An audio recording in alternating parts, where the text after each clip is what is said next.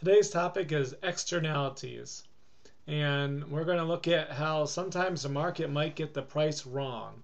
And externalities are side effects to those of us that might not even be participating in the market, but we feel the either positive or negative effects of the marketplace action. The learning targets today are what externalities are and why they can lead to inefficiency in a market economy, why externalities often require government intervention, the differences between negative or positive externalities, and how external benefits and costs can cause inefficiency in the markets for goods.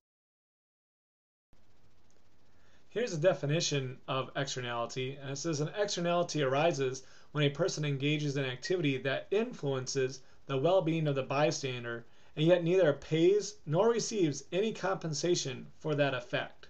I think the cartoon below kind of sums it up. You see the guy shoveling and shoveling some more. He says, I'm shoveling the front walk. I'm not clearing a path for the cat. Well, obviously the cat's not doing anything, but it's receiving the benefit. That would be a positive externality. The cat doesn't do anything, but it now gets a clear path. Doesn't pay for it, and the other person doesn't receive any compensation for it. And this would be an example of a positive externality. So let's look at positive externalities first. And that obviously would be a benefit to society. And I have several different pictures listed here below that you can look at as examples of positive externalities. The first one there I have is an example of a flu shot. Now, if all of you guys decide to get a flu shot and I don't, well, do I still get the benefit from it? Well, yes. Yeah, I do. Because you guys are less likely to get sick. Now I'm less likely to get sick. And so that's a positive externality for me. And another example would be research. We don't really have anything to do with the research ourselves, but we sure get to see the benefits. When's the last time any of you guys had polio or smallpox? And for some of you, you haven't even had chickenpox. Maybe one or only two of you. The other example I have is a little bit more personal there, the guy painting his house. That very well could have been me when I lived in Anoka. My wife and I bought a really cheap house not too far from the high school. And the front was brown and the sides and back were blue. Well, I spent the first summer painting that house all one color with some nice trim. And all of a sudden my neighbors were willing to come out and talk to me. Anyone know why that might be? Well, one might be that the value of their house now had increased. They hadn't done anything about it. And yet, because I made my house nicer, then now their value of their house is going to be even better. The other example I have there is free smells. Jimmy John's has this on their window. And so when you walk by, you don't even have to pay for anything. You just get the aroma of that bakery. And you can think of other bakeries that might be even better, but you can walk by there and that would be a positive externality. Without even going in, you get the benefit of that. Or if someone's making a nice flower garden or a rose garden and you get to walk by and see that and that's enjoyable for you, that would be a positive externality. You have nothing to do with it, but you get to receive the benefit of it. And the next one that we'll look at is negative externalities. So incidental cost of an economic activity. And the classic example, of course, is pollution. And you might never buy this good, might not be employed by the factory, but yet by you living in that town or you driving on the same road where that factory is, you're going to inhale that smog. And therefore that would be a negative externality to you. The other example I have there is texting while driving. And of course we know that this is a serious problem and up to 600 deaths a year are caused by texting while driving. So why don't people stop doing that?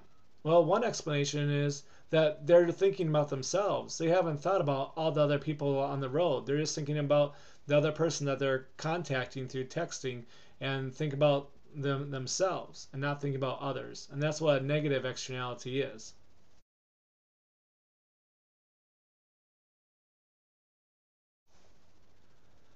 We're going to get a little bit more in depth now with positive negative externalities and their inefficiency.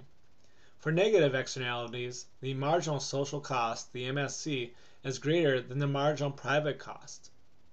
Too much of this good is produced at too low of a price. And that's where the market, supply and demand, get the problem wrong. They get the price wrong and the quantity.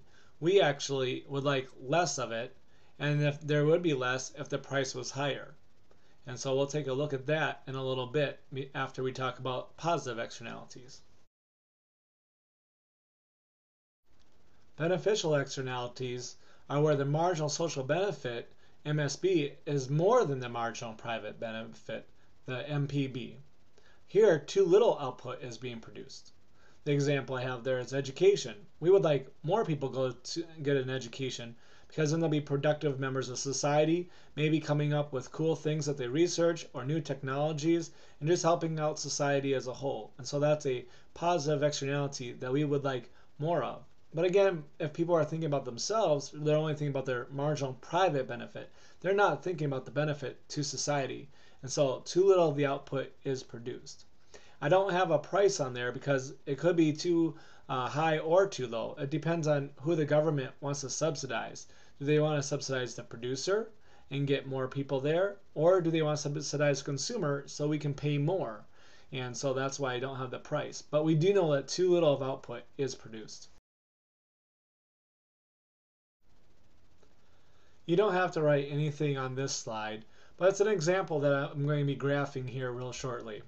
And it's looking at the market for aluminum. And it just says for each unit of aluminum produced, the social cost to society includes the private cost plus the producers plus the cost to those bystanders that are affected by the pollution. So the social cost includes private plus all the pollution that we feel in society. And so we're going to look at what a supply and demand graph would look like for a negative externality. So what I would like you to do is draw the graph below. You might even want to pause the video so you can get it all written before I start talking again. Go ahead, hit the pause button. Did you do that? Alright, fantastic. So you already have drawn your price and your quantity. You have your private marginal cost curve, which is also your traditional supply curve. You have your private marginal benefit curve, which is just your simple demand curve. That's where supply and demand intersect, and there you see our price and the quantity. Normally, this would be just fine. But again, this is an example of a negative externality. We are saying that too much is being produced at too low of a price. And so if we take a look at what the social cost of producing this aluminum is, the supply curve would shift to the left. So hopefully you've drawn that in. And that is the social marginal cost. The distance between the private marginal cost and the social marginal cost is the cost of the pollution or the spillover cost. You might want to write that down, spillover cost. And that's the distance between both the blue supply curve and the now social supply curve by the red curve there.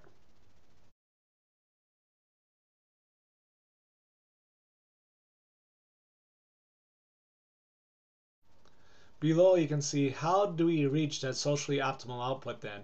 If the market gets it wrong, how can we get that price to be higher and the output lower?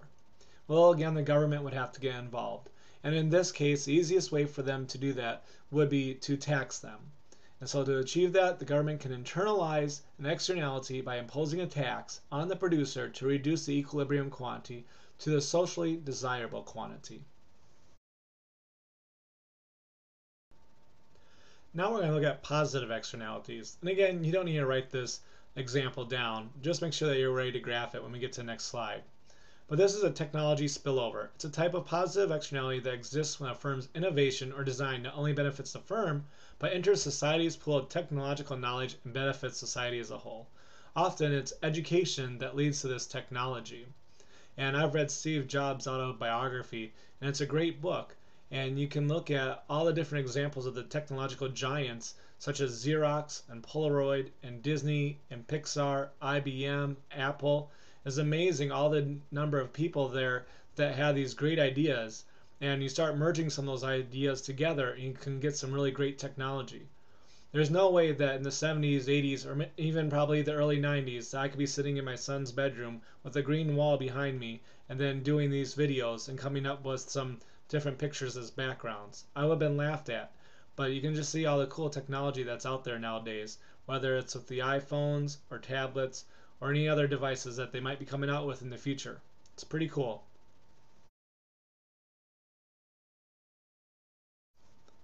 So once again, if you could draw this graph, And again, I would urge you to pause the video and then draw it, and then I can talk a little bit about what this all means. All right, thanks. Glad to be back. All right, you've drawn your supply curve and your demand curve. So you have your private marginal cost and your private marginal benefit. And this again is where the market would produce this good and what the price would be at the equilibrium. But that's not socially optimal. We want more of that good. We want more education, which is going to lead to more technology and more of a better society. And so how do we do that?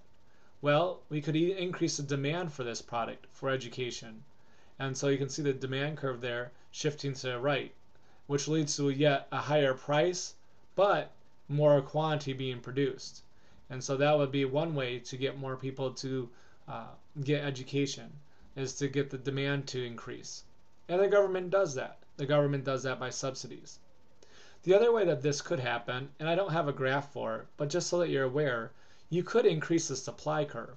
If the government gave money to colleges and universities, well, then that would increase the supply and thus lowering the tuition for students. And that would be another way to increase the number of people that can attend colleges. So it could occur either way, depending on how the government wants to handle it. As mentioned on the last slide, positive externalities are going to be solved by the government giving a subsidy. And this is the way that they would internalize this positive externality so that either the producer, if you're looking at the supply side, or the consumer will increase their demand. And one of the ways that this happens are through grants. And so I just saw there's FAFSA there listed for you, and most of you guys are applying for FAFSA so that you can go to college. Some of you might not go to college if it wasn't for FAFSA. So again, the government might use subsidies such as grants to increase the demand for college. The next couple of slides you don't have to take notes on. If you would just read them, that would be great. It's just a summary of everything that we've learned, and just noting that the externalities, both positive and negative, are everywhere.